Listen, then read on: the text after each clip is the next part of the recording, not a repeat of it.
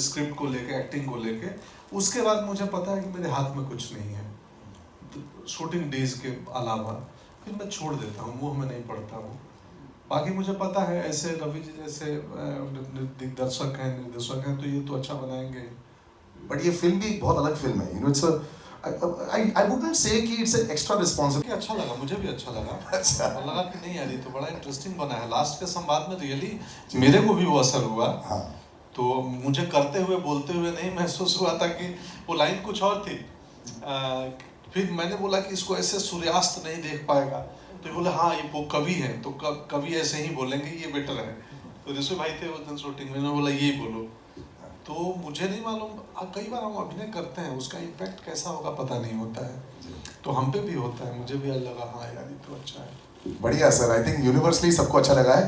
And I like to call 3 gentleman on stage जिन्होंने ये बहुत अच्छा कार्य के लिए गो हेड दिया, थम्स अप दिया। एक आदमी जिनको कोई इंट्रोडक्शन की जरूरत नहीं है, मैं भी इनको इतने सालों से देख रहा हूँ।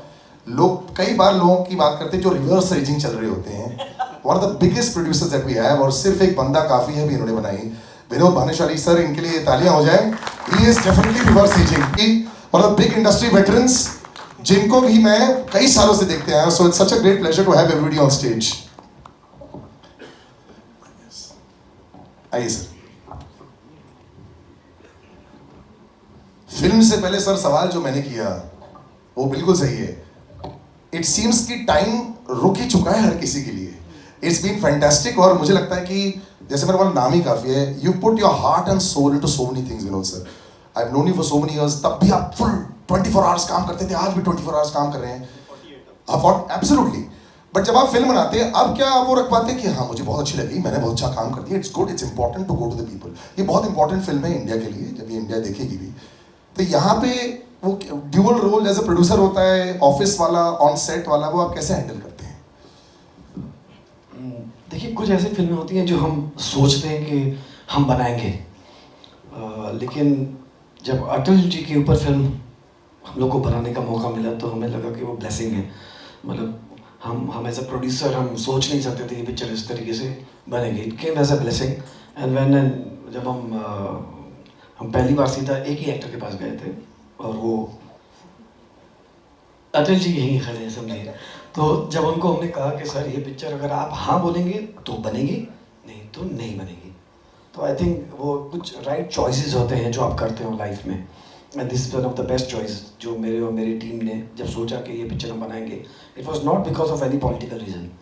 हमें लगता है कि अपन एक ऐसी फिल्म बनाएंगे जो पूरी ज़िंदगी हमें एक प्राउड फीलिंग दे कि इसके साथ में हमारा नाम अटैच्ड है। एंड जब आप एक जर्नी उन सारे दोस्तों के साथ में या टैलेंटेड लोगों के साथ में करते हो तो ये निकलता है। सो आई थिंक यहाँ पर हम सब जितने भी लोग बैठे हैं, जब ट्रेलर के बाद में इस बात से सहमत होंगे कि अटल जी इनके अलावा तो कोई हो नहीं सकता था। And Ravi ji national award winner, एक नहीं 8 नेशनल अवार्ड विनिंग डायरेक्टर है। I think it deserves another round of applause. Fantastic, yes. जब रवि जी को भी हमने कहा कि मेरा director is the guy, producer सिर्फ पैसा देता है, इस मामले में हम लोग ये समझ लेते कि एज अ टीम ये सिर्फ पैसा लगाने वाली टीम नहीं थी, वो रवि जी भी एग्री करेंगे। लेकिन ऑल सेट एंड डन ये जो दिख रहा है वो सिर्फ 2 आदमियों की भरोसे पे था, और आधा 3 जो यहाँ खड़े हैं। Rishi also because he wrote the film.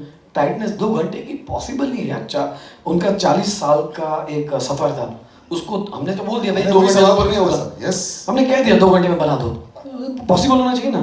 So I think Ravi ji and Rishi made that happen on paper first. जब तक हमको पेपर पे वो पिक्चर दिख नहीं रही थी, हमें आगे नहीं बढ़ना था। And then obviously there are so many stories which I will keep on talking about Atal ji, which is Pankaj ji. मेरे से मुंह से भी पंकज जी नहीं निकलते, मेरे से मुंह से भी अटल जी ही निकल रहे। मतलब मैं इनको कितने बोलता हूँ यार, संत आदमी हो आप तो, दिखते हैं ऐसे, शक्ल पर ऐसे, वो मतलब खिचड़ी खाते हो कोई नहीं। हम एक 46 डिग्री में शूट कर रहे थे Lucknow. I will go on, मेरे को स्टॉप कर देना प्लीज। तो एक गैप था 45 मिनट्स का। आई थॉट अभी जाएंगे अपने वैन वगैरह में। तो मैं रवि जी पूछा रहे कहाँ गए, बोले नहीं दिख नहीं रहे, तो वैन में नहीं थे। बस ही जस्ट वेंट देयर, जहाँ पे एक जगह थी वहाँ पे वुडन प्लैंक्स वो थे ना सीटिंग, हाँ, ही वाज स्लीपिंग। मैं से वहाँ बैठ गया, मैं बोला बॉस ये शिद्दत से अगर कोई पिक्चर बनाता है ना, तो वो पिक्चर मतलब वो फिल्म नहीं, वो उनकी लाइफ के हिसाब से अगर वो बन गई, वो कोई और बना ही नहीं सकता है. So I think now when you will see the film, आपको लगेगा कि बॉस ये कुछ जादू है, मैजिक हुआ है. नहीं, जादू तो मेरे को दिख रहा है, लेकिन मैं वो 1 सेकंड के जादू की बात करना चाहता हूँ. झिझक तो आपके मन में नहीं आई थी ना, क्योंकि नहीं तो ये बनती नहीं. ये जब आए सर आपके पास 1 सेकंड के लिए भी नहीं बिल्कुल नहीं. हाँ चलो, that is a confirm. Sandeep, you are one of the most confident. ये था कि बायोपिक तो कई सालों से चलता आ रहा है, आप देखते भी आ रहे हैं, पहली दफ़ा आप बायोपिक के हिस्सा बने हैं. सर बायोपिक को आप किस तरीके से देखते हैं, अवेयरनेस, बिजनेस या एंटरटेनमेंट? एक महत्वपूर्ण व्यक्ति के जीवन को, जो बड़ा ही एक्स्ट्राऑर्डिनरी अद्भुत जीवन रही है, बायोपिक इसलिए बनती है कि हम अगली जनरेशन को, अगली पीढ़ी को हम उनके जीवन के बारे में बता पाएँ और वो प्रेरणा दे पाए. बायोपिक का एक पर्पस तो एंटरटेनमेंट होता ही है, लेकिन साथ साथ इंस्पिरेशन होता है कि क्या लाइफ जर्नी होती है व्यक्ति की, किन चुनौतियों से निकल के आता है. और जहन में नाम आ रहा है जो छुपा हुआ है, आपको लगता है कि आगे जाके बननी चाहिए? वैसे तो बहुत सारे नाम होंगे, लेकिन कोई एक नाम आप रखना चाहें? नहीं, मैंने ऐसा सोचा नहीं है. हेलो, मेरा नाम आरती सक्सेना है. पंकज जी, मैं बहुत इम्प्रेस्ड हुई आपकी एक्टिंग देख के. Thank you. और मुझे ये पूछना था कि अभी हम लोग अटल जी के बारे में पॉलिटिकली बहुत ज़्यादा नहीं जानते हैं, लेकिन इतना जानते हैं कि वो बहुत इनोसेंट थे, ज़मीन से जुड़े हुए थे और कवि थे, मतलब अपनी ज़िंदगी जीने वाले. आप काफ़ी कुछ उनसे रिसेंबल करते हैं. अभी तो कास्टिंग हुई है मेरी. तो पर्सनली आप अटल जी को कितना पसंद करते हैं और कौन सी उनकी ऐसी बात है जिससे आप प्रभावित हो? बहुत बहुत. मैं पूरे जीवन में पॉलिटिकल रैलियों में लोग जाते हैं ना, मैं 2 ही बार गया हूँ पटना के गांधी मैदान में किसी लीडर को सुनने. इन्हीं को सुनने गया था 2 बार. 5-6 लाख की भीड़ थी, या मुझे 4 लाख 3 लाख भी हो सकती है भीड़. बहुत भीड़ थी. गांधी मैदान बड़ा मैदान है पटना का. तो उस लाखों की भीड़ में एक बच्चा 20 साल का खड़ा था, मैं, और अटल जी को सुन रहा था. मुझे क्या पता था कि एक दिन जीवन में, अब तब ये भी नहीं तय था कि मैं अभिनेता बनूंगा, एक्टिंग करूंगा, कि मैं अभिनेता बनूंगा और इनका ही रोल करने का मौका मिलेगा. तो मैं बेहद पसंद करता था, इनको सुनने जाता था रेडियो पे, या वो 2 भाषणों में गया हूँ सुनने अटल जी को. मैं 2 ही में गया हूँ, उसके बाद मैं कभी नहीं गया हूँ. अच्छा, उनका एक स्टाइल था कि ये ठीक नहीं है, तो वो सब आपने कॉपी किया है क्या? वो तो ये ठीक नहीं है, आज बता देना. फिल्म के दिन 19 तारीख को पता चलेगा. Thank you very much.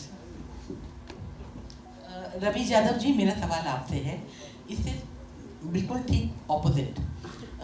जो अटल जी हैं, अटल जी की जो भी ज़िंदगी रही है, जब उन्होंने शुरुआत की और भाजपा को आगे बढ़ाया, तब भाजपा को एक सांप्रदायिक पार्टी ज़बरदस्ती करार कर दिया जाता था.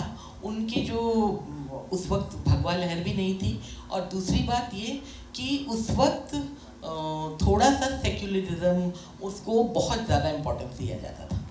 तो उस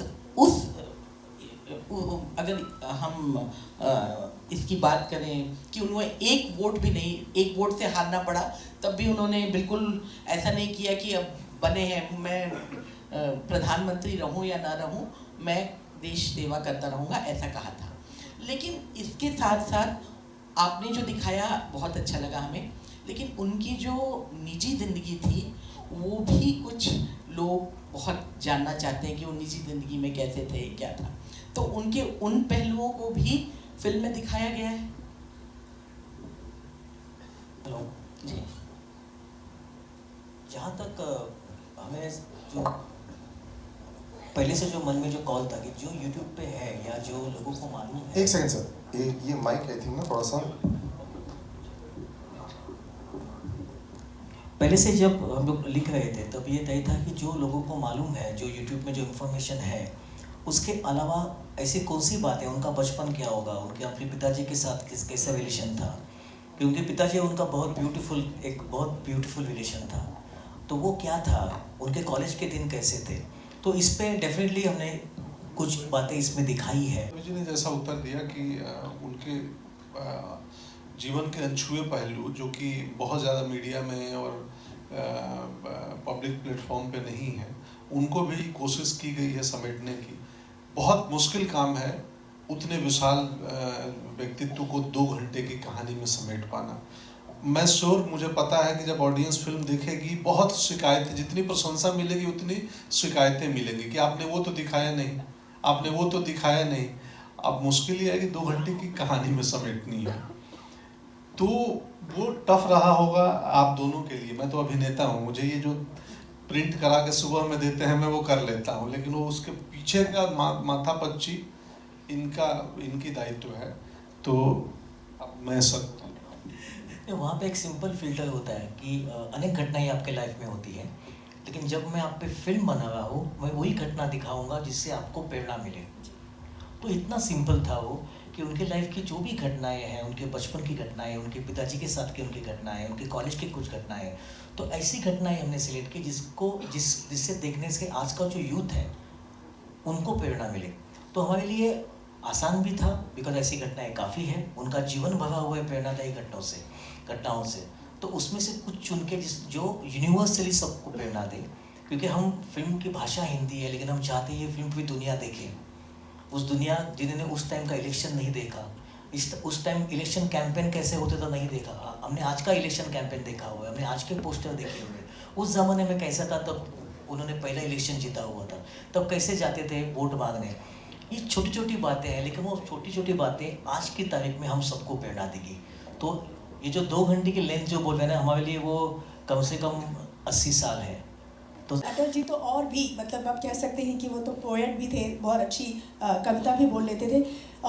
मैं जानना चाहती हूँ कि पंकज त्रिपाठी से अटल जी बनने में कितना समय लगता था और किस तरह से, लाइक एक होता है ना कि अब इस किरदार में एक बहुत बड़ा जिम्मेदारी है ये। पहले तो लिटरली 2 घंटे लगते थे सुबह के प्रोस्थेटिक करने में, और मुझे पता नहीं था कि प्रोस्थेटिक इतनी तकलीफदेह प्रक्रिया है। तो और जब हम पूरी फिल्म हमने मई जून में शूट की है, टेम्परेचर पूरे भारत का 40+ था और मुंबई में बहुत कम, बाहर ज़्यादा किए हैं। तो वो 2 घंटे, और उसके बाद वो प्रोस्थेटिक को रख के उस गर्मी में 10 घंटे 11 घंटे 12 घंटे काम करना, मतलब मैं लिटरली इतना पसीना अभी तक किसी सिनेमा में नहीं बहा है हूँ। लिटरली बहुत तकलीफ होती थी, खून भी बहा है वो दिन, तो खून पसीने से बनी हुई फिल्म है। और दूसरी चीज़ कि वो रिसर्च भी, तो मैं लिटरली मेकअप और मैंने शूटिंग की पार्ट बताई, मैं इतना पढ़ चुका हूँ अटल जी के बारे में कि मैं शायद इस फिल्म से बड़ी एक किताब लिख सकता हूँ। मैंने जितने उनके बारे में किताबें लिखी गई हैं, जो जो रिटेन मटेरियल मिला, जो जो इंटरव्यूज़ मिले पुराने भारत के अलग अलग जर्नलिस्टों के, सब देख चुका हूँ। और कुछ ऐसी किस्से और कहानियाँ मैं समझ गया हूँ उनके व्यक्तित्व को। इस फिल्म ने और अटल जी के व्यक्तित्व ने मुझे बहुत बदला है पिछले 6 महीनों में। मैं ये सब क्या बताऊँ, मैं भीतर से लोकतांत्रिक हो गया हूँ, सिर्फ बाहर से नहीं। ये असर हुआ है मुझ पर। Hello sir, Jaya from Bollywood now. Sir, ये जो बॉडी लैंग्वेज थी आपकी इस मूवी में, इस ट्रेलर में, वो किससे सीखा? वो मैं एक्टिंग कर सीख के ही तो आया हूँ बॉम्बे। तो नहीं, मैं तो खुद ही टीचर हूँ, दूसरों को सिखाता। हमने थिएटर किया है, नेशनल स्कूल ऑफ ड्रामा की ट्रेनिंग की है, तो ये हम अपने से ही सीखते हैं। तो इस फिल्म में वो बॉडी लैंग्वेज मैंने खुद ही से सीखा है, तैयार किया है, क्योंकि इसमें एज भी है 25 साल 20 साल से लेके, और मैं 80-85 तक जाता हूँ। तो वो भी थोड़ा सा ध्यान तो रखना पड़ता है किस साल का सीन चल रहा है। मेजरली 3 लुक में हमने डिवाइड किया है फिल्म को, 3 फेजेज रखे हैं, क्योंकि बहुत मुश्किल है। तो थोड़ी थोड़ी उसमें हम बतौर एक्टर प्रयास करते हैं कि जब क्या हो बॉडी लैंग्वेज। और अगेन मैं बिगिनिंग में बोला कि कितनी इमिटेशन हो, नकल हो, या कितनी मिमिक्री हो, या कितना उनके विचार को पकड़े कि वो व्यक्तित्व क्या थे, उनका सोचने का तरीका क्या था उनका। तो वो मिमिक्री इमिटेशन कम है, व्यक्तित्व ज़्यादा है। कि आप अटल जी को सिर्फ शारीरिक रूप से ना समझें, अटल जी को वैचारिक रूप से, थॉट के रूप से, उस आत्मा को समझें। वो हमने प्रयास किया। और अगर रियल लाइफ की बात करें तो पॉलिटिक्स में कितना इंटरेस्ट रखते हो? हम बिहारी हैं। यही उत्तर है। लेकिन पहले भी आ रही थी, जन्मभूमि वहाँ का बहुत रुचि है, काफ़ी रुचि है। हेलो पंकज जी, सना फ्रॉम रखता है। आपने कहा कि जब आप नहीं जानते थे कि आप अभिनेत्र बनेंगे, कभी सोचा था कि पॉलिटिक्स या एटलीस्ट IAS बनने का सपना था? हाँ, मैं तो छात्र संगठन में था और मैं आंदोलन भी किया हूँ, 1 हफ्ते जेल भी रहा हूँ, तो मैं उस रास्ते पे निकल चुका था। फिर थोड़ी देर बाद पता चला कि बहुत मुश्किल कांटे भरे मार्ग है राजनीति की, तो फिर मैंने वहाँ से यूटर्न लिया और स्ट्रीट थिएटर देखने लगा।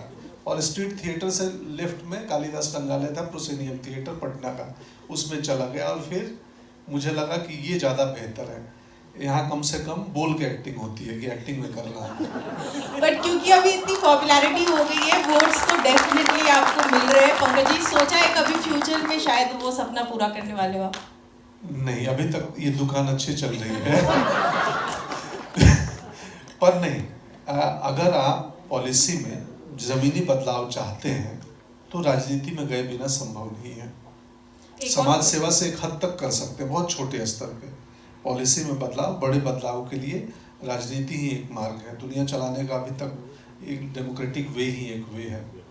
एक और क्वेश्चन पंकज जी पूछूंगी कि आपने कहा कि काफ़ी चेंजेस आपके अंदर आए पिछले 6 महीने में, बट कोई एक क्वालिटी जो आपको लगा हो कि ये अटल जी के अंदर भी था और मेरे अंदर भी है, जो एक सिमिलैरिटी आपको दिखी हो आप दोनों में? संवेदनाएं, संवेदना में बहुत वो जो EQ जिसको बोलते हैं ना, आप सब मॉडर्न भाषा में EQ, हम लोग संवेदना उसी को बोलते हैं, इमोशनल क्वेश्चन। संवेदना के स्तर पे बहुत ऊपर थे अटल जी, बहुत। जब मैं पढ़ा उनकी कविताएं, आप पढ़ेंगे ना, और जब कविताओं का रेफरेंस पढ़ेंगे कि किस संदर्भ में वो कविता लिखी थी, कविताएं पढ़ा हूँ, वो आमतौर पे दिसंबर में जन्मदिन पे एक कविता लिखते थे और कई बार बीच में भी लिखते थे। उन कविताओं का संदर्भ भी पढ़ा हूँ कि ये क्यों लिखे और किस दिन लिखे थे, तो मुझे पता चला कि भावनात्मक रूप में बहुत ऊपर थे। और मैं भी हूँ, मैं बेवजह रो देता हूँ और मुझे अच्छा लगता है बेवजह रो देना। Vinod, my next question is to you. पहले तो आपको साष्टांग नमस्कार ऐसे सवाल के लिए कि आपने सिर्फ मेरी 2 फिल्म ही नोटिस की। नहीं, सरबजीत भी, अलीगढ़ भी। तो खैर, ये 2 प्रधानमंत्रियों की कहानी है। ऐसी बात नहीं है कि मैं PM मोदी जी की फिल्म बनाने के बाद मैंने डिसाइड किया कि अटल जी पर भी फिल्म बनाएं, पहले से ही। लेकिन पहले, मतलब ऑनेस्टली बोल रहा हूँ, सरकार ऐसी थी कि बना ही नहीं सकते थे ना।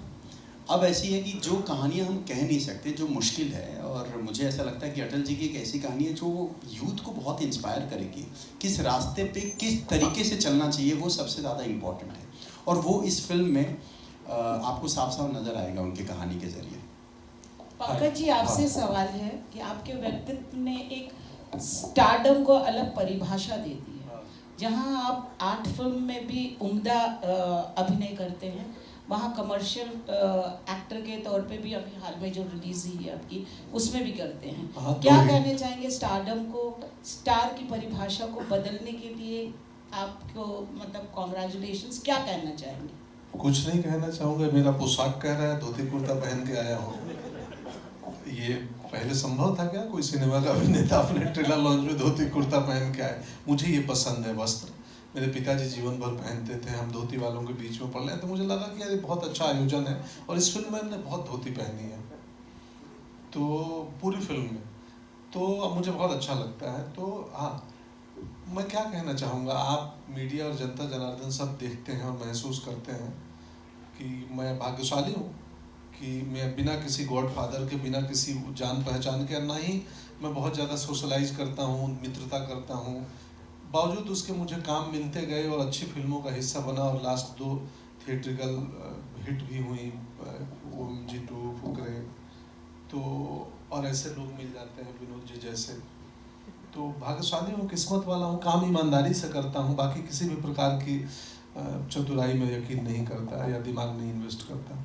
हाय रवि जी, इस पंकज जी, मेरा सवाल ऑब्वियसली लाइक जो वाजपेयी साहब की ऑब्वियसली जो मेरी यादें हैं, बहुत सारी उनमें खूबियाँ तो थी, और जो मेरे हिसाब से जो है सबसे बड़ी उनकी खूबी ये थी, जो हमें इस ट्रेलर में भी देखने को मिला है, कि वो भले विपक्ष हो, वो सबको साथ लेके चलते थे, उनकी बात सुनते थे। और ऐसा ये मेरा पर्सनली मानना है कि चाहे वो आज के दौर में राजनीति हो या आम जिंदगी, क्या ये क्वालिटी क्या कहीं कम हो गई है कि हम दूसरों की आजकल सुनते इतने नहीं हैं?